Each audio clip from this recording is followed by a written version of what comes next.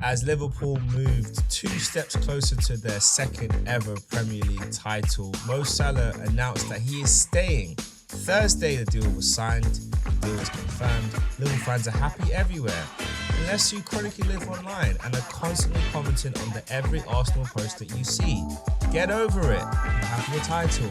Well done. Move on. We have to Real Madrid. Second leg coming up this week.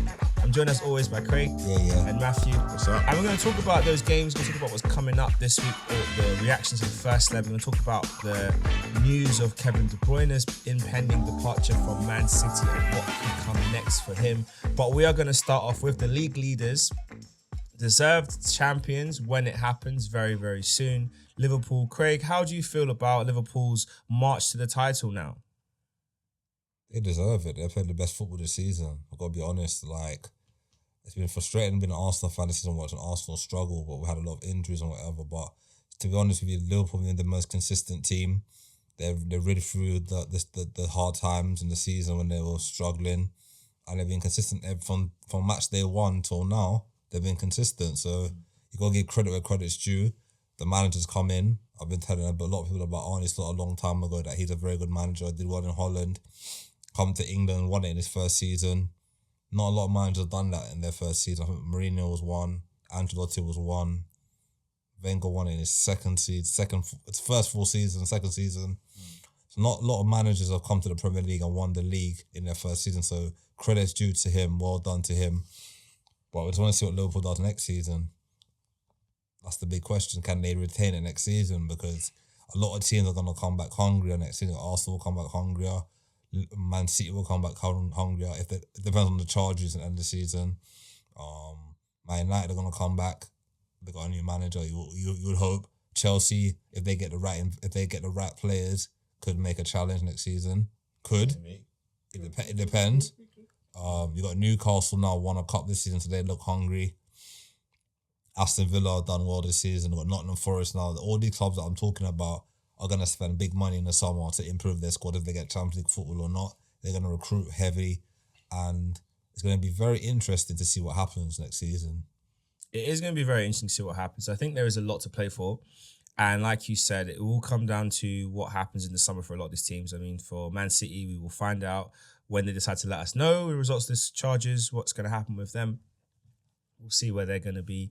They may still be struggling. But one thing that will definitely help Liverpool out a lot is the fact that they've managed to keep the talisman in Mo Salah. 2 out of 3 is not too bad. Virgil, I'm hearing, is close and should be announced soon. But big news for them to keep on to Mo Salah. 2-year deal wrapped up. I think it's close to around 400,000 a week, which is a lot. But if he keeps on delivering the numbers he's been delivering over the last 5 or 6 years, then that should be fine. I guess for you, Matthew, how do you think that news will play out for them, especially as they look to wrap up the league in the next couple of games, and then, as Craig says, look to push on next season and retain the league title, and then maybe go for a historic third or a quadruple?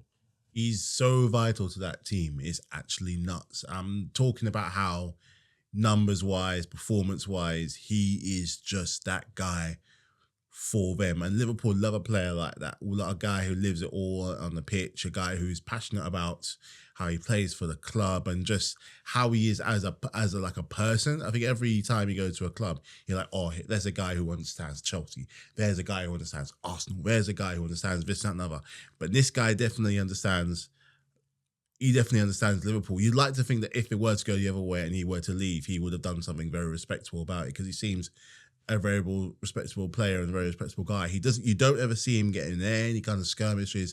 Everything is about the football. He leaves it all out there on the pitch. And you know what the funny thing is? In a short space of time, because he hasn't necessarily been in the club for that long in comparison to other comparable Liverpool legends. But he's very, very much on his way to being not just a Liverpool legend, but another Premier League legend as well. Seeing he's probably going to retire there in anyway, but I believe.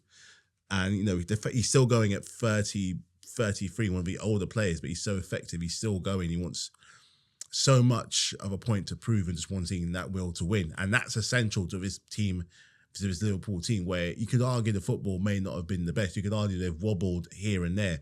But the key thing is, at the end of the day, is winning. And this team is very good at winning. And he is key to that. I just want to break down some numbers for what he's done from throughout his time in the Premier League. So his first season here, 17-18, he got 44 goals. Second season, 18-19, he got 27 goals. 19-20, 23, 20-21, 31 goals. 21-22, again 31 goals. 22-23, 30 goals. 23-24, 25 goals. Currently in the 24-25 season, he's got 32 goals and, of course, counting. Craig, do you think he'll be able to improve on those numbers next season, maintain those numbers next season, or do you think he could have a drop-off, a lot like we saw with Aubameyang when he made that big move? We know with Chelsea when they signed Fernando Torres, that was a big disappointment because the numbers just dropped off a cliff and he never really reached the heights that they were expecting. Do you think Salah will be one that will buck the trend and keep going at this high level next year? Well, you've got to look at Jamie Vardy, still scoring in top level of football. And so I thought the only thing with Salah that could stop him is injuries. If he gets no injury next season, he'll still do the same numbers. He's still relatively fit. Not really injury-prone player. Played a lot of games, played every game this season. I think he's only missed maybe one. I think he's played every game this season, hasn't he? More or less. He's played every game, almost every game this season. I don't think he's been Mr. Consistent for Liverpool this season. So it goes to show that if he can stay consistently fit, the goals will come because the way our Liverpool play football, they always find them to score chances and he's a good finisher. So he'll always take his chances. Look at like the assist he got yesterday. He always, if he doesn't score, he'll get an assist. He's got that in his game. So I feel that Liverpool, with him at Liverpool, he will definitely, and he wants to break some more records at Liverpool. I think he wants to become second behind Ian Rush's record. There's a couple more records he can beat in the next 2 years if he continues with the consistency of goals and assists. He can go higher up the table than Liverpool legend goal scoring. So yeah, it's all up to him and up to Liverpool how long they can be more consistent, do well. So yeah. In terms of the Premier League, he's played in all the league games this season, all 32 games he's played in. Champions League, he only missed one match in the group stage. He wasn't in the squad. But aside from that, yeah, he's been Mr. Available, Mr. Consistent. And it does make a difference at this level, having your key players available to perform in these big, big games, being on the pitch, you need them because it's very difficult to make a difference in games without your key performance. And he has been there for them. The only question will be the wage. You know, you're expecting his performances to stay the same and him to maintain it into next season, but that's a big, big hit on the wage front that they're going to pay. Obviously, it looks like Trent's going to be on his way out, so that will kind of help balance the books in terms of what they've offered him. I think he was looking to, and he had a really, really big offer from the Saudi Pro League to go there, and he was considering it throughout February, and then Liverpool had a breakthrough recently, and then obviously he wrapped things up this week. So big numbers, but player that deserves that big numbers. The big question in that front is, and like Craig says, we expect him to maintain it. For you, Matthew, is there a little doubt in your mind where you think, could this be one where numbers-wise it might not add up?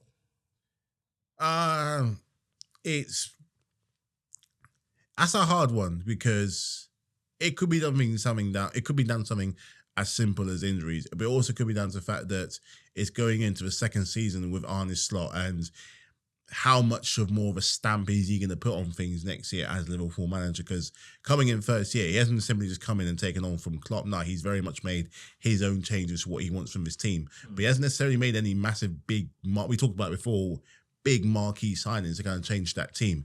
This is going to be his chance to do that because he now knows what he's working with. Until coming towards the end of the season where he got the players getting a bit more, getting more tired, getting more strained, and they're working. So, I mean, considering he's played every Premier League game this season and a few other games, he's played, 90% of the season. You may find that, yeah, he's signed on for another year or a couple of years or whatever, but how much more is he going to play? There's no guarantee that he's going to be playing every single game. Why? Slot's going to look at what he's going to be wanting. I mean, I can't speak. Maybe Mark might say something different, but it's going to be turning much more. If they want to retain the Premier League and go and do better and do a massive improvement in the Cups, what more will he want? And just how much is Salah going to feature in all those games, considering it could be down to the fact that he could be getting injured, his age, and he want to get someone in younger and a bit fresher? Because we said 2 out of 3, he's probably going to maintain anyway. but how much longer and how much involvement are they going to have in playing? I don't see him playing every single game next season. I think he'll play a lot, but not every single game. Yeah, it's going to be interesting to see how it goes. And I guess the big question on that front is, like, as you were saying, Liverpool fans' perspective, I mean, they must be absolutely buzzing with this news. I mean, like, you've kept one of your key guys. I've seen, quotes from Paddy the Baddie, calling Trent a rat. He said he's not a Scouser. Well, he says he's not a Scouser. Other people have called Trent a rat. Let me put that correction in. But yeah, people aren't happy about the potential of him going to Real Madrid. If Liverpool fans now looking at this picture going forward, how pleasing is it that they managed to keep on to their main guy, Craig? Like, they've managed to keep their main goal threat going into the next season. They don't have to think about who they're going to replace him with, not getting a transfer fee. If anything, if this for next season doesn't work out, they're starting to dip off a cliff, they can move on to Saudi at that point. But how happy do you think they will be with this news? They're ecstatic. I think they'd have been even more ecstatic if they kept Trent as well. But you got to look at it like this, yeah. Trent's been at Liverpool since he was a kid. Come from the academy. He came through the same ranks like Steven. He's like a Steven Gerrard of that generation coming through, uplift, like giving other academy boys that lift that you can make out of the academy. Not a lot of academy players make it in the Premier League nowadays. It's very difficult. A lot of them get moved on. They go abroad. Look, Jadon Sancho, for example, went abroad. All these players go abroad and they come back to the Premier League. So for him to get into the first team at Liverpool and he was done well, that's why I think the fans are upset, because he's a local lad. If it was not a local lad, I don't think they'd be that upset. No. Because he's a local lad and he represents Liverpool, they feel it even more. But you got to look at it like this, yeah? The guy's won everything at Liverpool. He's won the Premier League, he's won the Champions League, won the League Cup, won the FA Cup. What else is there to him to win? He's going to win another Premier League this season. Maybe fans have to look at it like this, yeah? Or Liverpool fans will look at it like this. He's given them a great service and he wants to have another challenge. Maybe in hindsight, maybe Liverpool board should have done better with, if the new contract was running out, they should have sold him last summer. They could have got some decent money from him last summer. You know what I mean? Got some money from him, and then that could have softened the blow. In a way, they could have reinvested in the squad. Him going on the free is a massive, massive, massive problem, because they're losing out on millions. They're saving on his wages, but the lead on the player is still in his 20s. He's not in his 30s yet, so he's still in his 20s. So, and they're not going to get his peak years anyway. They got from when he's young, but they're not going to get his peak years at Liverpool. So it's not good, but what can you do? I guess the other question with it is, at what point were they aware that he was looking to leave? Because it does feel like they've been slightly blindsided. I mean, the fans feel that way because there's not really been much there's not been any communication from the player that he's going to stay or go. So it is a bit of a surprise. Obviously, we don't have official confirmation that he is going, but by all accounts, he is on his way out and linking up with his boy Jude Bellingham at Real Madrid next season. So we'll see how that goes. Before we talk about Arsenal Madrid and that wonderful first leg, I do want to talk about another Premier League legend, a man that needs no introduction, and the fact that he is leaving Man City fills me with great joy. And that is Kevin De Bruyne, the scourge of my team for many a year, a player who mastered the ability to put the ball into the corridor of uncertainty. And for those who don't know what that means, basically it's when you place the ball in the space in between the defensive backline and the goalkeeper. So the goalkeeper can't come for it because it's too far out. The defense can't reach it because it's too far away from them. And it's just that perfect gap where if you're a good striker, you make a good run, you will score. And some strikers don't know what that means, but he is on his way out. Obviously, we saw from the back end of last season and previous years where him and Pep had a more public falling out. Some of their arguments when he got taken off in some games, you could kind of feel like the end was coming, but it is officially done. Matthew, when you heard that news of Kevin De Bruyne moving on, how did you feel? It's another domino, another like stalwart of Man City that's almost could be like one of the final pieces falling down of what made City so dominant for all these years. Aguero, gone. Riyad Mahrez, gone. Kevin De Bruyne, gone. So like, you could even put it back as far as say like Fernandinho, gone. Company, gone. David Silva, gone. These are old stalwarts of Man City with when they were in their resurgence to the point where no one could even stop them. And now very slowly from like the back of their season where, forgot Sterling as well, another one. They're on the decline now to the point that this is a City team we're barely going to recognise. And you can see that in the games that they've played. Like, they haven't had that surge of indestructibility pretty much for the whole season. They haven't been the same. And I think that at some point, the charges, the scandals and everything is playing on their minds. I just think that there's only so much Pep can do anymore in this league. There's nothing really more for him to prove apart from maybe going for the whole season, not losing a single game. But, you know, he can't tell him he's not successful. And DeBruyne now, he barely features anymore. He's not as pivotal to it. He needs to move on. He needs to move on. I think the guys, I think it's almost to the point where it's a team he doesn't even recognize anymore. Losing all those guys, like one of the, he's an old timer. He's practically an old timer, and he's around an ever changing Man City team. But he doesn't even recognize. I'm not saying he's past it. He could probably still do another good season and a half if he was fully fit. But that's the savage thing about sport is your time, and there's no more of a humbling feeling than when it's time to move on. It was a bit like when, I'm going off a tangent here, David Beckham once said when he realized his time was up is when he played against Lionel Messi. And after a game that he goes, that is it. I'm thinking. I don't know what it was for De Bruyne. Could have been the injury, could have been the fallout from Pep, but I think he's kind of realized that for this Man City team to progress, I can't be a part of it anymore. Yes, it's a shame for them, and I think he's a player that has been so. I mean, he was the last standing member from the first season of Pep's time in Man City. The last man standing. Every other player left or retired. He was the last one left, and he's now moving on. Big questions about where he goes next. Obviously, there's a really good video on Sky Sports where an analyst there, she was breaking down potential options for where he could go. She got a lot of stick for her opinion when she was breaking down the options, talking about looking across the leagues and top teams and what options he might have. And he does get very limited very quickly. But he did say himself that he's open to staying in the Premier League. He hasn't had a conversation yet with his family to work out what they want to do next. So aside from, we'll come on to the overseas options next, but if he was to stay in England, in the Premier League, Craig, where would you put him? Which clubs would represent the most interesting project for a Kevin De Bruyne to go to? And you can say a few clubs and why. Aston Villa. Okay. But Aston Villa's the new, with Emery would get the best out of him. He wouldn't play him every game, but he could rotate. If they don't send Asensio in the summer, he could rotate with, he could be a player that can help the younger players like Morgan Rogers. He could help someone like Jacob Ramsey.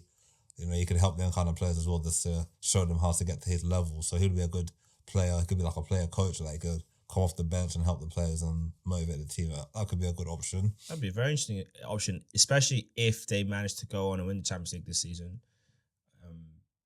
But yeah, that's interesting. Newcastle could be another option. The Newcastle, if they get Champions next season, they'll have a big budget to spend as well. He could do a good job there. Forest, maybe? Yeah, Forest is another one as well. Forest could be a good option as well. If they get Champions League football as well, they could, and their owner spends money. He's not a stingy owner. He spends money. He back that team. So he could be a good option at Forest. What do you think of the other top three teams? Do you think any of them would look, or any of the other traditional top six, do you think any of them would look at him and think, could be worth or not, or could make a difference in our teams? Arsenal already got Odegaard already. I don't think Arteta's gonna want to make De Bruyne step on Arteta's on Odegaard's toes. Also, he's tried the former player thing with Sterling. It hasn't worked out. Jesus and Zinchenko, that was a hit. Willian was a bust. So I think David Luiz as well. David Luiz was okay. I think he was serviceable at best. She wouldn't go back to Chelsea because Chelsea. He wouldn't go back. After how Chelsea treated him the first time round, I can't see him go back to Chelsea. I'll shot one out of the dart here. I'll say maybe a Fulham. Because Fulham seem to get these players and they seem to get them out of nowhere, like the Williams of this world, the Smith Rowes, and they just bring them there, and then like the Iwobies, the players like that, they get them there and get them playing good foot, like Jimenez as well, and kind of rejuvenate their careers. So he could maybe go to a Fulham. That could be like a shot, like a very surprising move, I would say. Because I don't know what they're charging for Europe next season or what, but that could be a move where it'll surprise a lot of people, but Could be a move. You never know. Do you think he could work in Liverpool, or would that system just destroy him because the way they run around and stuff? I feel like they got McAllister, they got Gravenberch, and they got Szoboszlai. I feel like that midfield works. I think what Liverpool need, like maybe in that midfield, they need another number 6. So if Gravenberch is injured, like they can rotate Gravenberch when he's injured. I don't think it would work at Liverpool the way Liverpool more an intense team. So I know Man City are intense as well, but the way I love Man City play under Guardiola, everything goes through DeBruyne. Like when it comes to like Haaland might suffer next season without DeBruyne. All the assists. So on that note, then, just as a final thing, let's looking across to Man City and what they would do next. For you, Matthew, who would you think would be a player that they should be looking at bringing in to replace Kevin De Bruyne now? Because you could make a big argument that they might already have the player that should be taking over the reins from him. And you can mention that individual if you want to, even though he's often stinking up the Premier League. But if you don't want to mention that individual, who would you look at them bringing in to fill that void? Pep's still going to be there next season, isn't he? Yeah. Because that answer would be different if he'd gone. So the aforementioned individual I'm not going to talk about because it's Man City, so I'm not really too bothered. They're probably going to he's been under De Bruyne's wing for long enough, sort of thing. So you'd expect him to pick up something while kind of like he's there. And especially with those mounting charges over there, the last thing they want to try and do is make any more waves and any more controversy until this thing is sorted out. So if I were them, if they were smart, plus they got a certain player who's got to come back from injury and a best player in the world, supposedly. Despite the fact I can't stand him, I'm not going to say one thing about him, but he's bloody good at what he does. Him coming back will be a good confidence as well. So they're probably going to, if they're smart, they are going to utilize what they have. Because you don't really see much of them talking about them in the transfer windows. You really, really don't. Well, they did a lot this past January. Yeah, they did a lot more than I would have expected. Or But you would have smart wanted. signings, yeah. Yeah. You know. So they're probably looking at that thinking they're going to lose someone, maybe even lose someone. They may even lose someone else. If they are going to get anyone in, it's going to be someone like really obscure and off the cuff. So I don't see them. Whoever replaces this person here has got a very big shoe to fill. So I don't feel sorry for that person. I really, really do. So he ain't getting mentioned from me. For you, Craig, outside number 47, who else do you think could step into the shoes of De Bruyne? Could they bring in or Fabian Wirtz from Bayer Leverkusen? Florian Wirtz, yeah. They can slap 100 million on the table tomorrow and say, "Come to City. I want to work under Guardiola. I worked under Alonso already." If he goes to City, if he goes to City and he adapts, yep, baller, absolute baller. Yeah, him or Jamal Musiala from Bayern Munich. Them two. Oh my gosh! Don't give him ideas. I don't want to give them any ideas. Guardiola, don't listen to this pod, please. Yeah, I mean, either one of those would be brilliant options for them, and definitely change what they can do and give them that X factor. If I'm talking about Premier League, I would say someone like a Morgan Gibbs-White at Nottingham Forest. I've seen links with him. Morgan Gibbs-White, Eze at Crystal Palace. Maybe it's due a big move now. Right age now as well, maturity. Morgan Rogers, no, he ain't gonna leave the Aston Villa right now. Not to go back. Not to good to go off the struggle there first time. So no. So I'll say Morgan Gibbs-White, Eze, or Fabian Wirtz, or Musiala, the four I think of, or even Gula at Real Madrid. He might be available in the summer. He could do a job. It'd be an interesting one if they went for him. Yeah. The other option as well, if you're looking stylistically for a younger player, you got Elikanus from Leicester. They're getting relegated, so they might. If Pep's in for a project, that could be one. But I guess if you're looking at project players, they've already got Phil Foden, number 47. So he's the one that you'd expect to step up to the plate and deliver.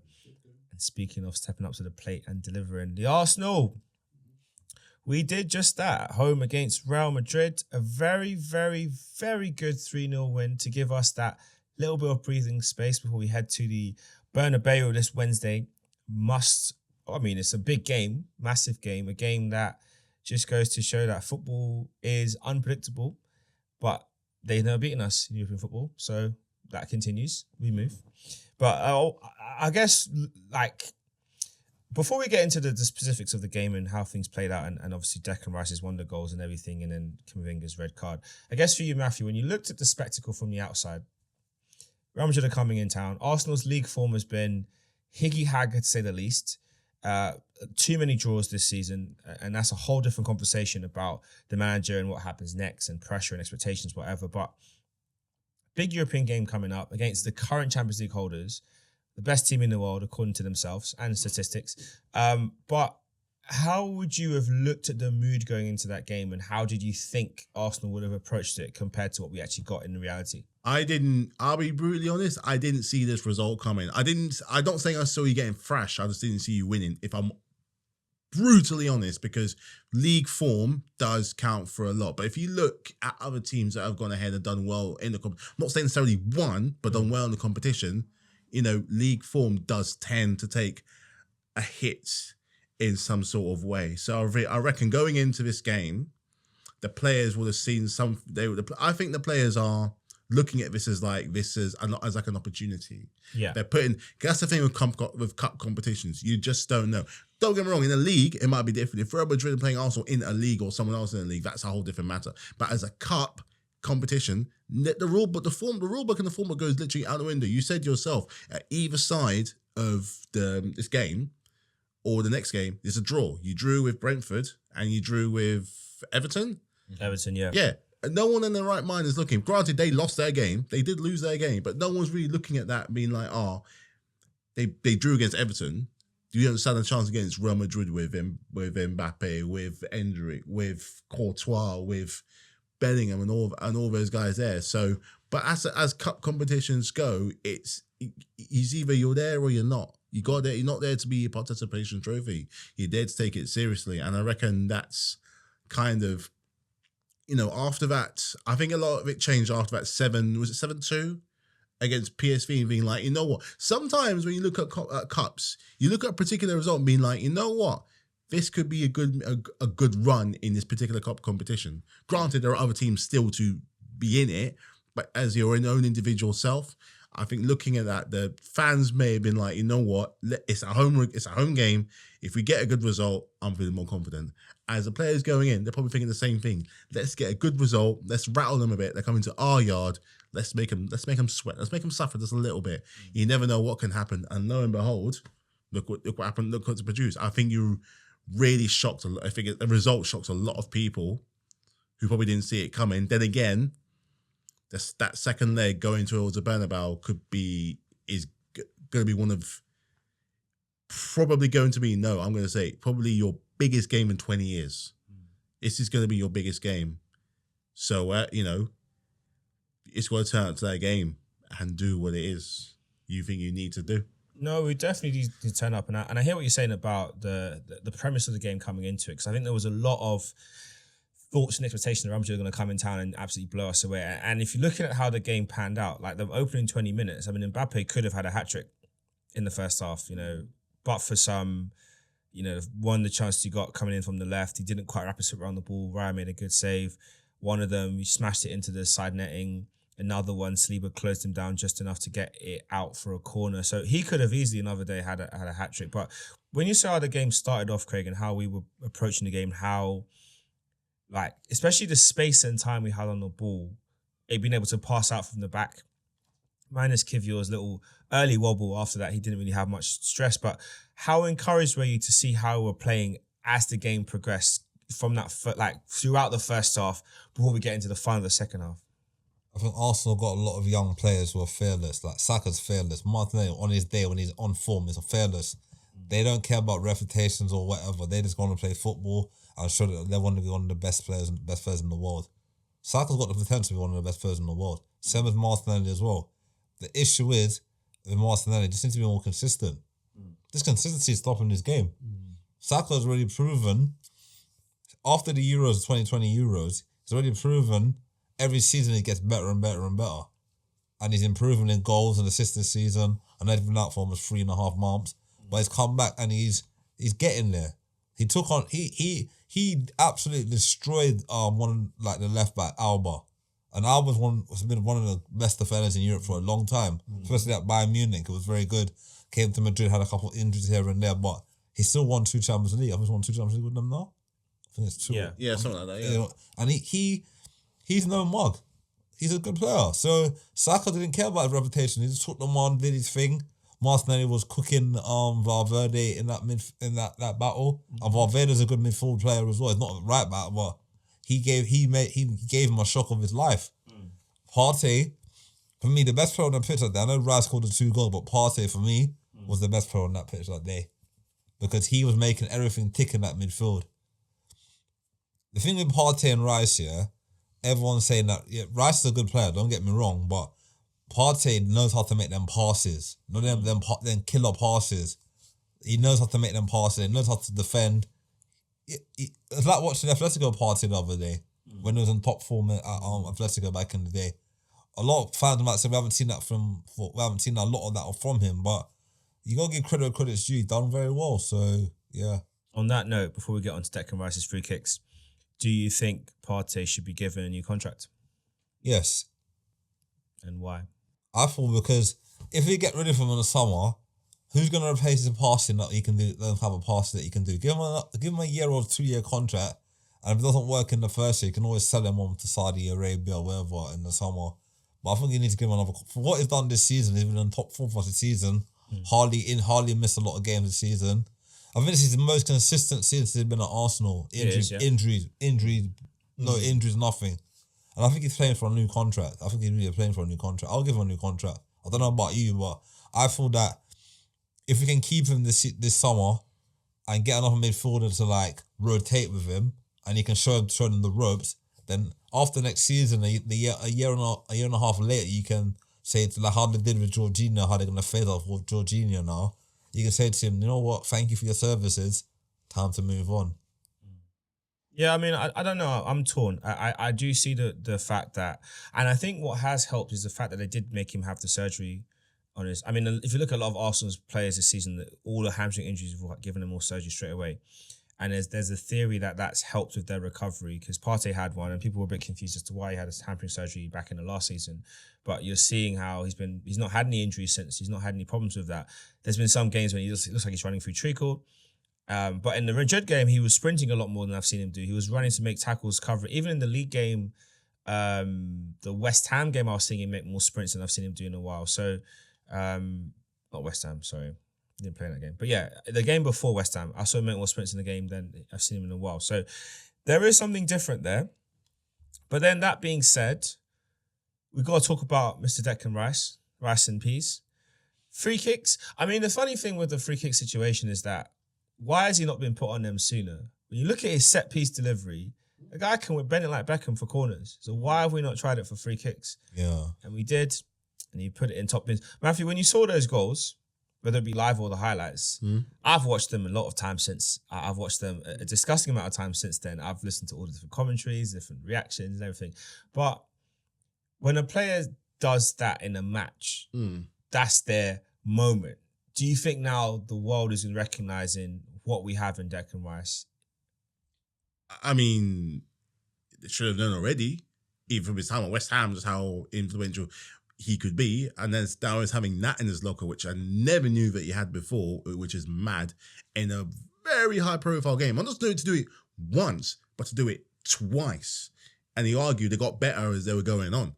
Like it's the whip, it's the fact that he catches Courtois completely out of thing and beating Courtois. A lot of people say Courtois is one of the best, if not the best, in the world. And and as a goalkeeper, those ones are horrible because they're sometimes they are just hit that good, and it's mad. I do personally think the occasion really added to it as well, which added a bit of spice to it. So he's got I gotta get this inch perfect, hit it now. So they're looking at him now as a threat, as set, like you said, for set pieces, for corners, and those kind of free kicks because they were quite far out. Very, I mean, put it this way, Beckham would have been proud of that. Beckham would have been proud of that. Ward-Prowse would have been proud having a foot like that. There were 2 sensational goals, man. And this is me talking from a non-fan. Like, sometimes you just got to sit back and acknowledge when a good goal. It's just a damn good goal. And to get 2 in a game like that is mad. So they're going to be looking at him. I'm not acknowledging how good a player he already is, but I think they're looking at him different as like we did not know that this guy had this in his locker. It'll be a bit like if you saw, I don't know. It'll be a bit like if you remember that Rene Higuita kick, that save he made. Oh yeah, when he does the score, that's the backflip scorpion save, like a backflips, like bicycle kick or something like that. It'd be a bit like if David Raya or like Robert Sanchez did that and did it well and scored no goal anyway. But something like that. Something like that now. But so they're going to be, especially as England as well, England expects they're going to be looking at that. You know what? Tuchel's going to be looking at that and be like, I potentially solved my free kick problem. I potentially solved my set piece problem. For England, you got options. You got Trent, you got James, and obviously Rice. Yeah, it's good problems to have. To choose between the three to take set pieces going forward. Obviously, Mourinho's goal, can't go without mentioning that. I like the fact that he is adopted to the role that he did not get signed for. And I think what I like as well is that I think fans are starting to recognise the quality he has rather than the qualities that they expect, that they want from a midfield player. They're appreciating what he has. I think one of the things that's really helped a lot is that Mikel has gotten his own personal trainer. He's been doing some strength work and some conditioning work with him, and he's put on a bit more muscle. And I think he's a lot fitter than when he first joined the club. Obviously, he got injured in training by Gabriel in an unfortunate accident, so he missed the start of the season. But I think he's finally got an opportunity of what he wants.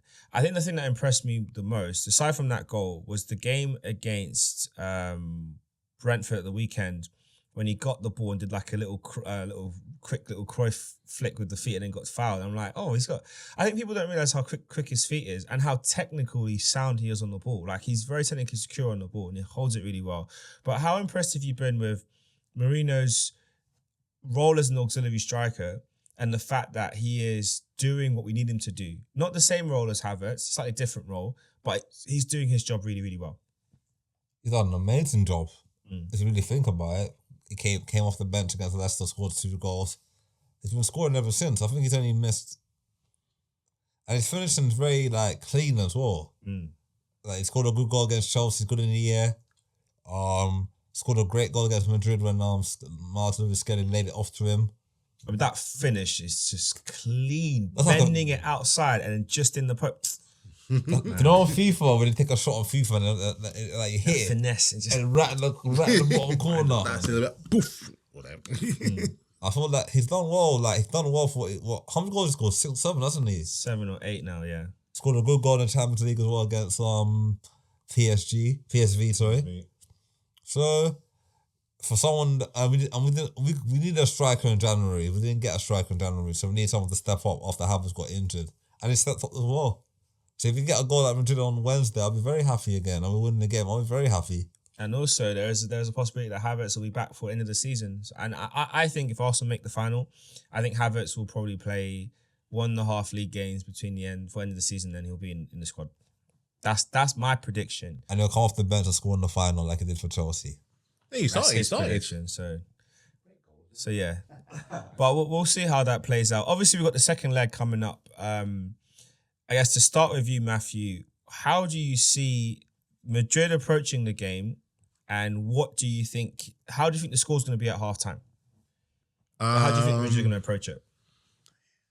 I think they've had, form-wise, it's been a bit up and down of late. Then the game, I know they had a game on the weekend, then they had that horror tackle from Mbappe as well. Really, really lucky that wasn't affecting their Champions League for their sakes anyway, because he now has become very important for them. I'm going to say this. It depends on who scores first. Whoever scores first, and let's say if you get 1 goal by halftime, done, finished. If they get 2... If they get, we haven't conceded 2 goals in a long time. If they get 2 in the first half, I'm not saying that they're going to go ahead and win it, but there's a chance to go ahead to penalties. If they have 3 by halftime, different story. But I think it's going to be whoever draws blood first.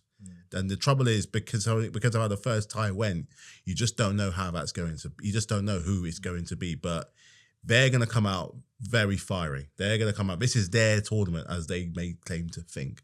So if they're going to lose potentially lose this drawn trophy. They're not going to do it without a fight.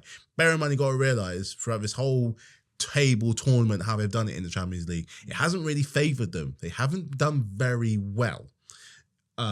So that might be playing on their mind, how this whole change has been made around to suit other teams. Hence why you have two English clubs in the quarterfinals in the first place. So if you will have to come out and match that thing and score first if you stand any chance. If you score at least a goal by half time, I'll say it's done. Craig, what's your thoughts? How do you think it might play out? I agree with Matthew. I feel like if we get the first goal, game over. 4-0 aggregate. The thing is, the only thing I have to say is Madrid are going to attack. From minute 1 to minute 90, they're going to attack. Big time. And that's going to leave gaps in the back. And if we can hit them on a counter-attack, we can score goals. You know what I mean, Matthew? If we hit them on a counter-attack, we can score goals. They're chasing the game. We're not chasing the game. We can defend for 90 minutes if we have to. We can just park the bus, as the man. Park the bus, do low blocks, and then they have to come to us. If we get to 0-0 at half time, and in second half we can nick a goal, then they have to chase the game even more. They just score 4 goals. They just score 4 goals to go through. Technically, yeah. We don't need to score any goals. We can sit on a 3-0 lead, on a 0-0 and go through. It's one of those games where I don't think we can literally just sit back for 90 minutes. It's not that we're not capable, but I think that just creates too much pressure. Yeah. I don't think we need to even force the game. I think we can approach it a lot like we did the first leg. If we get possession, move the ball really quickly through the spaces that they're going to leave to us. They can't approach the game the same way they did the first leg. Their midfield was too passive. They were not pressurising us. They let us walk through them. They let Lewis Skelly have the freedom of Islington on that pitch. Timber had the freedom of Islington on that pitch. It was weird the way how they were defending, but you know that they're hoping they're going to have players like Ceballos back. I don't know if Modric will start this second leg because he looked a passenger in that game. Alaba is out with an injury, so they're going to have to make some changes at left back. Cam Vingas is suspended. I don't know if Shemani's going to be back. So they're gonna have to shuffle the pack either way. So it'll be interesting to see what they do. For me, I think I feel like the first 20 minutes is going to really settle it for me. If we get to the 20 minutes in, it's still 0-0. I think the pressure will mount from their fans. And if we get to half time at 0-0, I don't think the noise from their fans to them, I think that will start to make them force the game.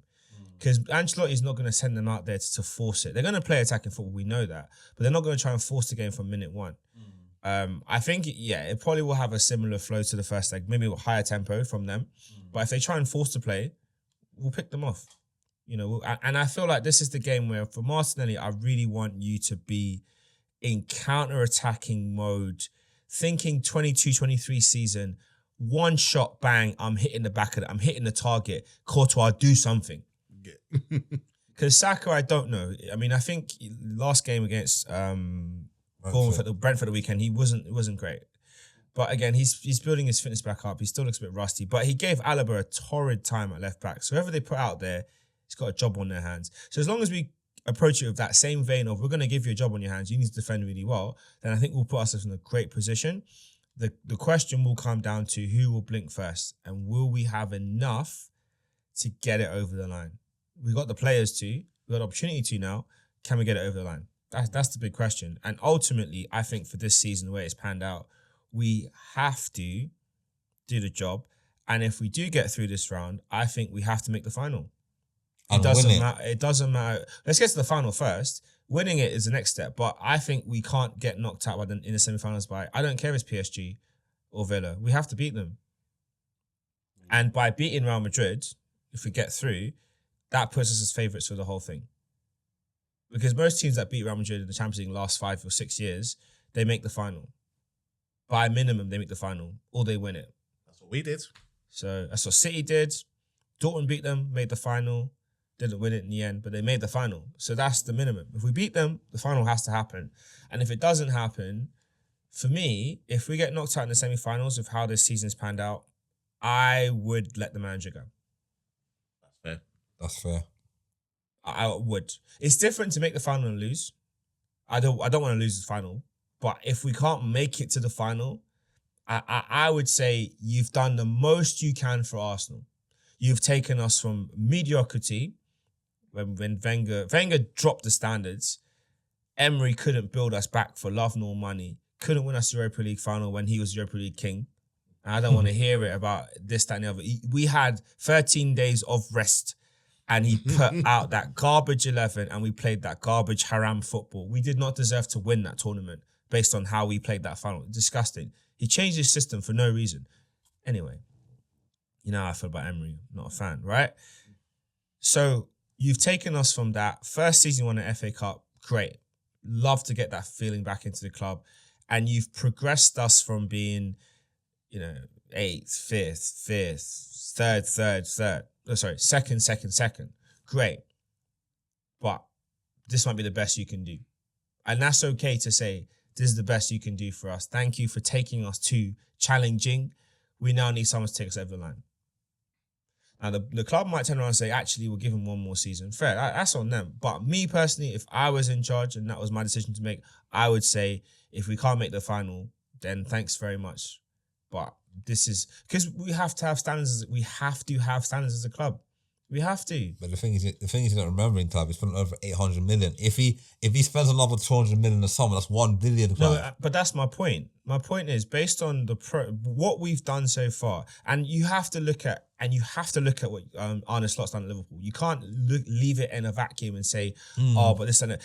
Their squad hasn't changed much from last season. It's the same players that Jurgen had. They brought in Chiesa, and then they've got Mamardashvili who's coming in next season. Yeah. They've not changed anything, but yet he's managed to get a tune out of them. Yes, they've been fortunate with the types of injuries they've had for us. They've had injuries too, but it's been different types of injuries, and they've been able to manage them better than we have. They've been able to keep the firepower going. When they've had wobbles, we've had wobbles too. So the wobbles haven't affected them. That's a credit to Arne Slot and this team and their fitness work and everything. They've done great. But I can't look at that and then say to Arteta, okay, you know what? It's okay that you finished second. It's okay that you made the semi-finals. That's fine. We'll go again next season. No. And the thing is, you got to remember as well, a lot of the players like Saliba's on 2-year contract on the summer. Saka 2-year. Martinelli 2-year. Yeah. If we continue like this, we're going to lose them on free transfers, Clive. They'll run down their contract and leave. But also, ultimately, this is the thing when you are managing a big club. You have to be willing to make the tough decision when the time needs to be. We can't wait for us to slip up a third season and then make the decision. Okay, Arteta, you've done the best you can. That's why for me, I'm like, we got to make the final. Get through against Madrid first, right? Once if we get through against Real Madrid, you gotta make the final. No, it doesn't matter who you play over to, you gotta make the final. And then at the final, Arteta's great in one-off games. So if we get to a final, I'm very confident that he will get us over the line. But get us there. Yeah. Because we as a club, we have tanked the league. We messed up in the summer and we had a chance in January and we didn't bite the bullet. Because if you'd brought in a striker in January, we could have closed the gap on Liverpool. It's been there. It's been there. Take away 4 of our last draws and make them wins. And where are we? We are right in. We are level on points with them. We're above them. So you're 13 points behind 13 points right now. So you'd be 1 point behind. Yeah. And then, it's crazy. And it could have gone on to the game at Anfield, could have decided to be the flip. Wait, so, for me, I think that's what it's got to come down to. So yeah, we'll see what we do. Big opportunity in that match. But it has to be a situation where the club look at it and say, this is what we need. This is what we expect. It's not to put pressure on the players. And I know Arteta puts pressure on himself because he has standards of what he wants to achieve. But no one should be comfortable in the job. Not a job at a top club. Look at Man United. They were, when they hired Ruben Amorim, they were 4 points off top 4. They were in 10th. They were in 10th, just for context. But they were only 4 points off top 4. Look at them now. In their relegation zone now. 15th and falling. Mash up. 38 points. They ain't even hit 40 yet. For Manchester United. Bad decision, but they made the decision. Yeah. They weren't going to tolerate any more of Erik Ten Hag. And okay, Man United are a mess, but at least they're trying to be like a big club. So Arteta, we're very grateful for what you have done for this team, but there are things that have been a glaring problem from day one, which have still not been fixed to this day. And for the next phase of this club and what we want to achieve, we need to see progression. You have to make that next step. We can't keep being the almost club. We cannot. We're the most banter club everywhere. They'll banter us all the time. We're not the most banter club. That is, and we'll always be Tottenham. We get talked about a lot. You're right. We sell attention. We are the internet's favorite club to pick on. You're right. We're the clicks generator. We'll give you free income online. Mention Arsenal and you get money for free. Spurs are the laughing club. But carry on. But another question I want to ask you as well, yeah, like for both of you guys, like if it doesn't work out, I'm confident we'll go through anyway. But if it doesn't work out, it gets to the semi-final, loses, and then the club decides to get rid of it or take something out, thank you for your services, who do we go for? I know one manager who I'd go for. I'll go for that Inter Milan manager. I like him, Simeone Inzaghi. I thought he's done a great job at Inter. He was a Lukaku shot close for winning that Champions League final against Man City. Remember? Yeah. Remember that final? That's true. He's the one that has impressed me a lot. He'd be a shout. I mean, Luis Enrique at PSG will be a shout I'd look at as well. I would give Jurgen Klopp a call and ask him if he's up for a challenge. Yeah. I'd give him a call. I see what he says. If he says no, I'll move on. But I think to London. I think that there's options of people you could go for. It just depends, like, what you want to do. I wouldn't say we don't have choices. There's choices. Ancelotti might be available in the summer if it doesn't work out. That could be another option as well. Come back to London. He'll do well at Arsenal. He'll get the best out of that team. Experienced manager. So it depends which way you want to go. But it's a good question for you, Matthew. Who would you say would be in your shout? I think Inzaghi, because but then again, you were after Simeone for so many like different occasions. He seems to be a guy that keeps getting mentioned a lot because of his consistency and his drive and his discipline at Atletico Madrid. They're this kind of club. They're a kind of club that carry a kind of respect that's kind of unique to them in a way. But yeah, I mean, Arteta, this is now his best chance. I would say if he gets to the final. If he gets to the final and it doesn't work out, he gets one more because he got you to the final at least. But if he gets knocked out here or even the next round, I'd say thank you for your services. You have got us as far as you can, but I think we're not no bridesmaid. We're a bride club. We want that full at the end of the wedding sort of thing. So I would, if it were me, for just a kind of like disciplined kind of football, but still kind of good to watch and how you can just play teams off the park. I think Simeone would be a good shout. I think he would do it. Yeah, because I think the Kroenkes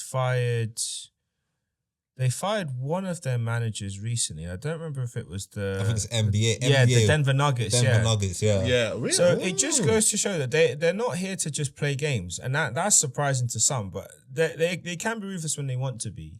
Just we don't always see it, but they can. They were ruthless at Emery. Well, I mean, Emery failed. And Wenger as well. They're ruthless at Wenger as well. They don't talk about how they got rid of Wenger. Yeah, well, Wenger got pushed out. But anyway. There you go. And he's a club legend. So to wrap up today's podcast, our last segment, we're going to look at our clubs of the podcast hosts. That's Liverpool, Arsenal and Chelsea. And we're going to cover 4 topics or 4 ratings or 4 areas within those clubs. So we're going to look at the player of the season for our 3 clubs, the most improved player of our 3 clubs, the biggest surprise that can be in a positive or a negative sense from our clubs, and lastly but not least, one in, one out. So if we had to take one player from for example, for Arsenal, if we take one player from Liverpool, one player from Chelsea, who would they be and who would we send out to join their respective clubs? So we're going to start off with the player of the season. Craig, who is your player of the season for Arsenal? Lewis Skelly. Oh.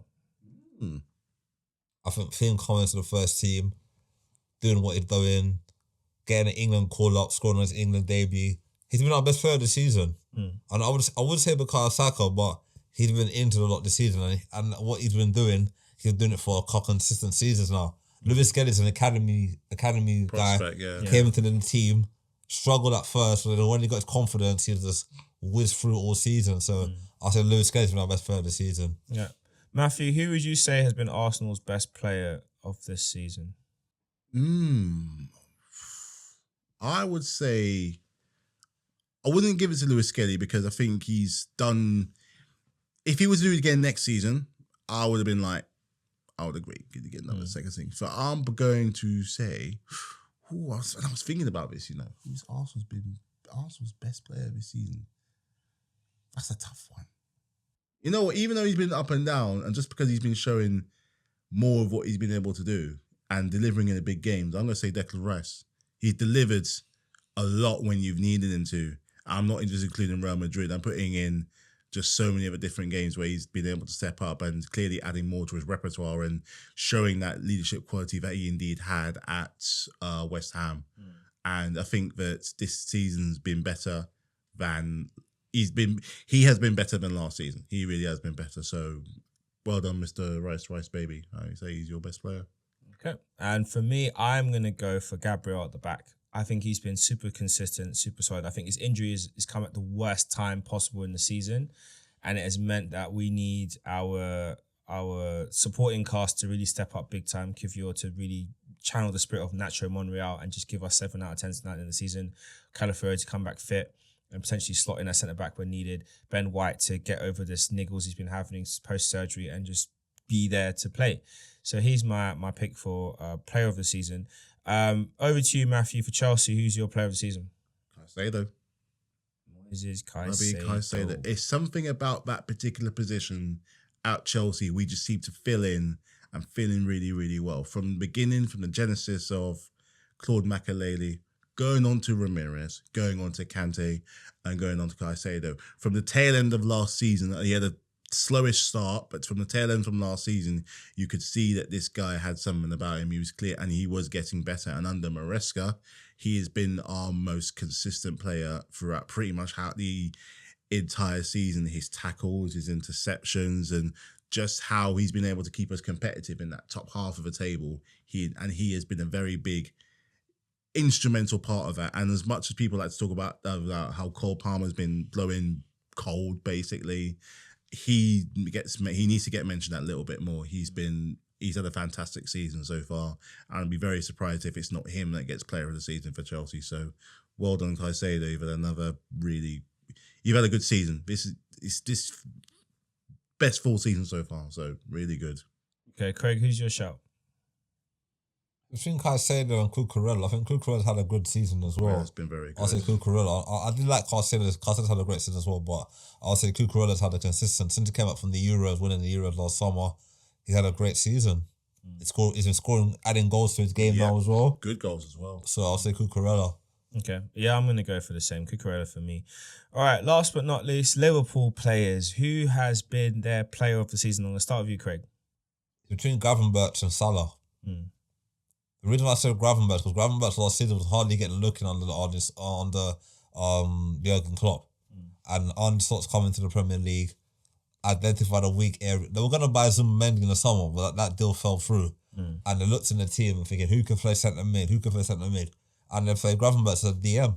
And he's done well this season, been Mr. Consistent. Going to win his first second trophy in England. He won the League Cup last season. Yep. And going to win their Premier League this season. So I have to say, everyone's going to say Mo Salah for all the goals and assists, but I'm going to give it to Gravenberch for the transformation of, he might get young player of the year this season in the Premier League, I would say. So I would say Gravenberch, yeah. Who you say, Matthew? I'm going to go with a typical default choice. I'm going to go for the Egyptian king because of all the players that they've had a dip this season, he's the one who's never really, he's like a Toyota, man. He never misses a beat every single week, week in, week out. In the league at least, the guy delivers. Like Craig said earlier, if he ain't scoring, he's assisting, he's tracking back, he's doing this, he's doing that, he's getting involved and making sure that they are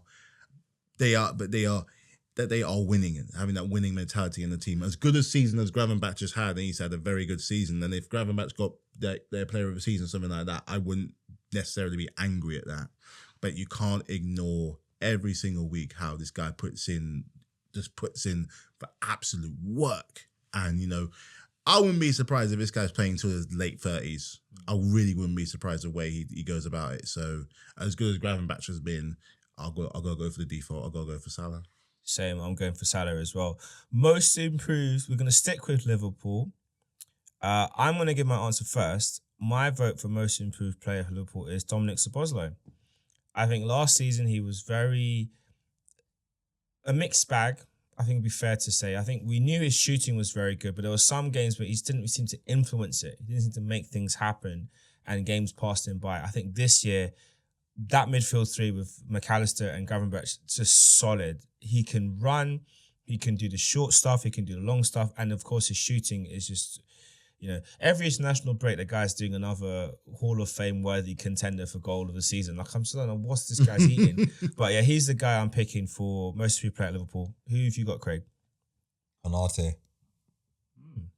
I think he improved so much this season. Last season, he struggled a lot with injuries and poor form, and Liverpool kind of fell off last season when they were top of the league. This season, he's been Mr. Consistent I think he's been Liverpool's best defender this season after Van Dijk. I would say he's been more consistent than Van Dijk this season. I think Van Dijk has made a lot of mistakes in games, and Konate's been there to cover for him. So I would say Konate. Okay. Who's your pick, Matthew? I was going to go with Szoboszlai originally, but you know what? Thinking about it, I think Konate has been... He stepped up to the point that let's say if Van Dijk were to go, Konate is not a bad replacement to have. Obviously, they got to get someone in next to him, but he's done a hell of a lot better than he's had last season, which is saying something. Instrumental in their way up to the box into the Premier League, basically. So you know what? If you're out there and you're almost to the point where you're almost outperforming Van Dijk, sometimes that's gotta be something. All right, let's look over at Chelsea. Most improved player. We'll start with you, Matthew. Ooh, I'm going to go with Enzo. I'm going to go with Enzo Fernandez. I think at the start of the season, he had the problems with Fofana, but he's really put that behind him, and he's getting really important goals in the odd 1-0 performances where he hadn't necessarily been doing our best, especially for example, the games in Tottenham coming out from the half time. A game against Spurs is something that a Chelsea fan would like to win. We all appreciate, but just all around the season, his work on goal, his keeping himself out of trouble from the whole business starting, and losing the captain's armband may be the best thing that's ever happened to him. Obviously, he went through a thing where I think for his personal life, has some real struggles, but he's not been too distracted. I know for some people could really, really struggle by it, but he's really tried his hardest to improve himself as a player, as the most expensive player in the league. He should be doing that. But I've been really really impressed with what he's done this season, getting involved in everything. So good on. I think he's done really well. Craig, who's your shout? Madueke. He's not a bad shout at all. I feel that he scored a hat-trick against Wolves at the start of the season. Yep. Had a little dip, came back again, got dropped for a little bit, came back in. He's been consistent for Chelsea. I feel that he's getting better and better. I know he started out at Tottenham, then he moved from the academy, then on to PSV, came back to the Premier League, came to Chelsea. There's something in his game and he can become even better. He just needs to get more goals and assists. He needs to watch Mo Salah, because I played a similar position, right wing. He can get more goals and assists. He'll be one player. He'll be a hell of a player for you lot. And he got England debut and goal as well. I'm saying. So he got potential to get to the... It's up to him where he wants to go in his career. If he wants it, he can get there. It's up to him. So he needs to get to that. He can get to the next level and the next level and the highest level, but he has to work harder. I mean, I'm not saying he's not working harder now, but if you want to get to the highest level, you got to be consistent. You got to go beyond week in, week out, yeah. Scoring big games like London derbies, Premier League games, Champions League games, cup finals. Get your team over the line, clutch moments. Like Salah's a clutch player. When it comes to the big moments in games, you need a goal, he scores. So Madueke needs to watch him and get to that level where if Chelsea losing 2-1, he can change the game and make them win 3-2. Just like that. I'm going for Malo Gusto. I think he's been so consistent and good for Chelsea. I think people forget Reece James as a right back. The fact that he's now a central midfielder says everything. So that's my pick. Okay, so last but not least, Arsenal. Starting with you, Craig, who is Arsenal's most improved player? Timber. Timber, because there's a lot of doubts when he came up from a serious injury. I know he was a good player at Ajax. When he came to the Premier League, he looked solid in pre-season and all that. But then he had that serious injury against Nottingham Forest last season, and he was out for the whole season. And he scored a screamer when he came back against Blackburn in the PL2, the reserve league. Yeah. And then after that, he got in and out of the team. Then he came back in the summer, and he's not put a foot wrong. He's played the right back, left back, centre back in games. He's been one of our most improved players this season. Matthew, who's your shout? I'm going for Thomas Partey, mostly because of how many times that this guy has been on the brink of leaving the club in any way, shape or form, and how you sometimes you go, he's give him a chance, give him a chance, give him a chance. I think this season, especially in like cups, like the Champions League, for example, has really started to show his mettle to why you bought him over in the first place. When you first bought him over, you saw, I think the key game where he was like that win against Man United at Old Trafford was where that's why you got him. And I think it's taken him a while with injuries. I think a lack of focus and lack of discipline has really kind of impacted him. But over the last 9 months, he's come up really, really well and could be a very instrumental part in a certain cup competition, if you know what I mean. So I think he's done really well. I agree. I think Partey is my shout as well. I think Timber would have been a good option too. But yeah, Partey for me, because we've not been able to see him play this many matches. I think not getting injured at all this whole season, except for a little knock the other day. That's been amazing.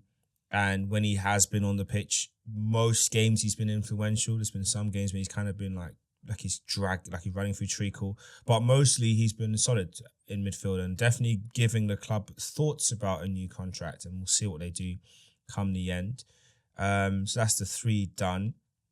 Let's move on to the biggest surprise.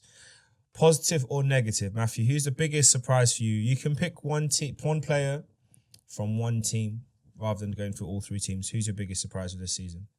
For any team? Yeah. Biggest surprise. I'm going to go with Arsenal. The biggest surprise. I had it in my mind. Come back to me because I got a bit of a rethink. Come back to me. So let me think about it again. Greg, who's your biggest surprise this season? Positive or negative? You can pick any of the 3 teams and one player. Can it have to be Arsenal, Man United? Any of the 3 teams that we said. Biggest surprise. Or who would you have in mind then from outside those teams then? Nottingham Forest. Like, I mean, individual player, sorry, not team. Elanga. Okay. I like that one. Wow. That's a good shout.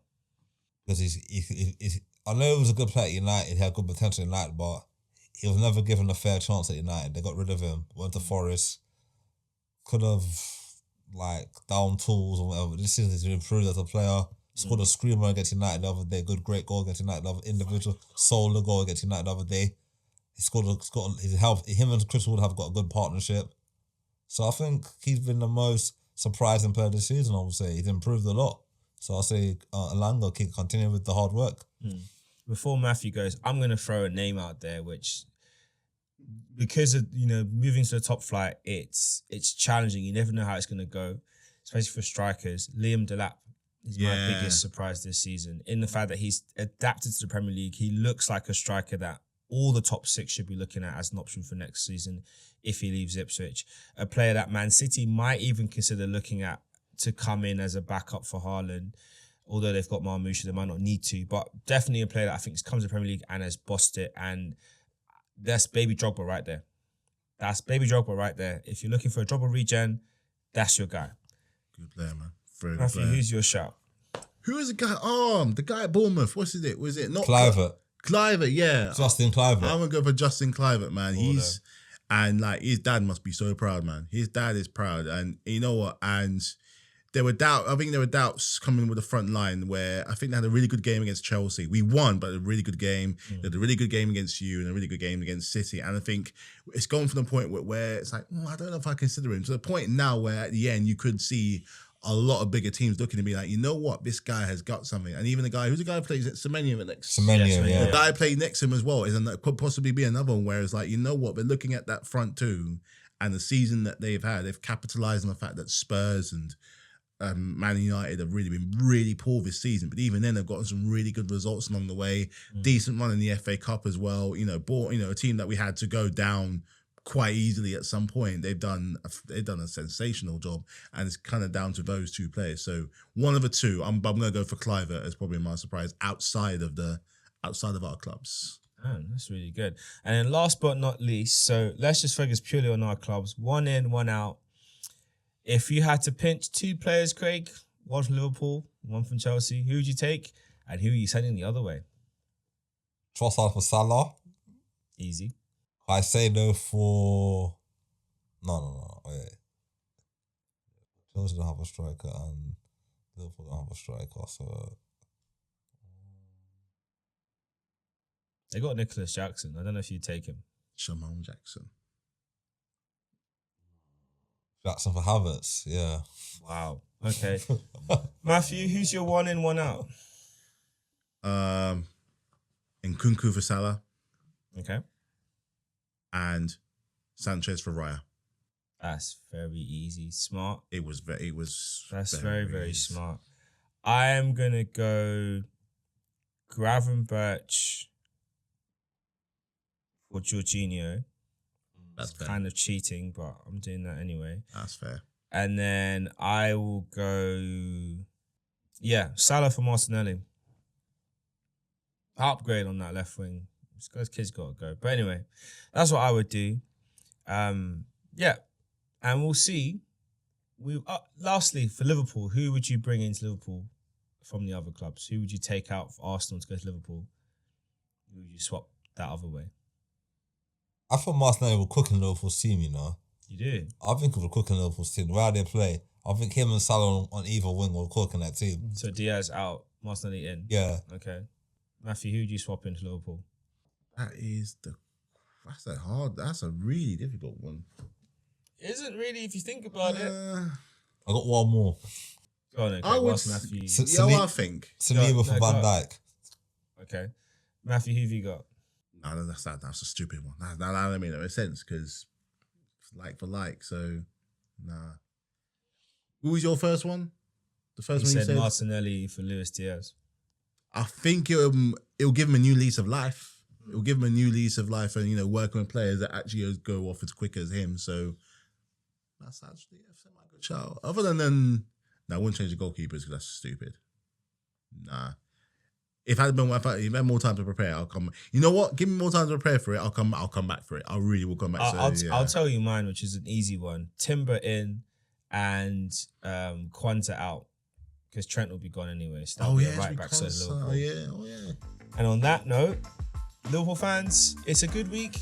It's hopefully going to be a good year. You're going to lose a boy, but you've kept the Gypsy King. So you win some, you lose some. Premier League title is likely heading back to Anfield Road unless there is a catastrophic collapse. But even if you do collapse at this point, can Arsenal even close the points gap? Probably not. So that's signing out. Peace.